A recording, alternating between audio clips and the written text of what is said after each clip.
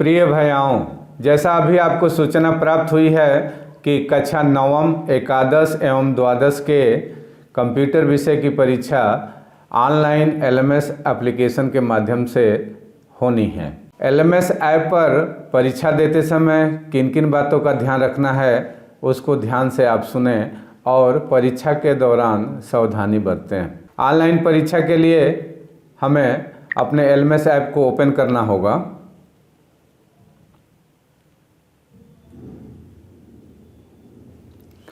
हम अपने LMS app को ओपन करेंगे और अपने क्रेडेंशियल से हम लॉगिन करेंगे। लॉगिन करते ही हमारा डैशबोर्ड हमारे सामने खुल जाएगा। टॉप लेफ्ट कॉर्नर पर जो 3 डॉट बटन है उसे क्लिक करेंगे और ऑनलाइन एग्जामिनेशन में जाएंगे और यहाँ विकल्प बदल चुके हैं। यहाँ हम सीबीएसई बोर्ड एग्जामिनेशन पर टैप करेंगे तो क्वेश्चन पेपर हमारे सामने आ जाएंगे। तो यहाँ जो स्क्रीन पर क्लास 12 का पेपर दिख रहा है, इसमें अकाउंटेंसी के 2 दिए गए हैं। इसको राइट स्क्रॉल करेंगे तो हमें देखने को मिलेगा कि पहला वाला ऑनलाइन है और दूसरा वाला रिटन है। ऑनलाइन में हमें ऑनलाइन एग्जामिनेशन देना है और 40% क्वेश्चंस एमसीक्यू के आएंगे। ऑनलाइन परीक्षा के दौरान हम एमसीक्यू टाइप क्वेश्चन का जवाब देंगे और पहले प्रश्न का जवाब दे करके नेक्स्ट प्रश्न पर जाएंगे। ध्यान रहे कि एमसीक्यू में बैक जाने का विकल्प नहीं है। अगर कोई प्रश्न आपसे गलत हो गया तो उसको सुधार करने का मौका आपको नहीं मिलेगा। आप नेक्स्ट करके अगले प्रश्न पर ही जाएंगे। बैक का ऑप्शन आपको नहीं मिलेगा।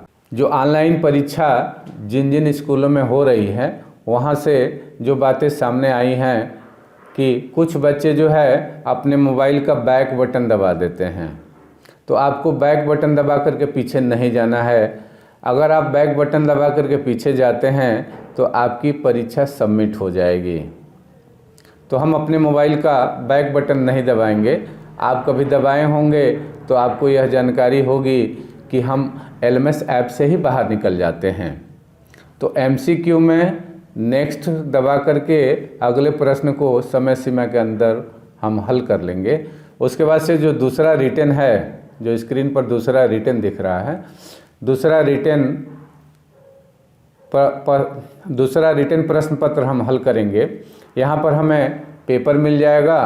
पेपर को देख करके हम उसका आंसर अपने कॉपी पर नोट करेंगे और जब सारे प्रश्न हल कर लेंगे तो उसे पीडीएफ बना करके या इमेज फॉर्मेट में हम अपलोड कर सकते हैं।